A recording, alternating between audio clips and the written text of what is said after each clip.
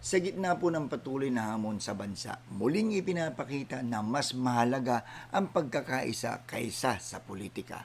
Matapos ang naging maayos na pagkikita ni Pangulong Ferdinand Bongbong Marcos kay dating Vice Presidente Leni Robredo sa Naga City at ang posibleng pagkikita rin po ni Manila Mayor Isko Moreno na alam naman natin na isa rin po ito sa mga naging kalaban din po ng ating mahal na Pangulo sa pagka-presidente. At ito naman po ngayon ay nagbibigay pugay ang Pangulo sa boxing legend na si Manny Pacquiao sa National Sports Museum sa Pasig City. Si Pacquiao po na minsang naging katunggali ni Marcos sa nakaraang halalan ay buong galang na pinarangalan at kinilalang hindi lamang kampiyon sa boxing kundi kampiyon sa sangkatauhan.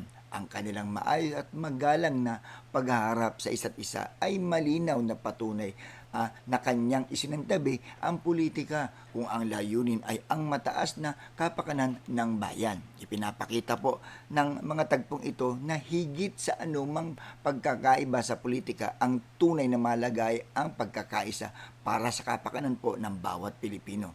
Isa rin itong patunay sa liderato po ng ating Pangulo na ang trabaho ay hindi para sa sarili o partido, kundi para sa buong bansa. Sa huli, ang tunay na panalo ay ang sambayanang Pilipino.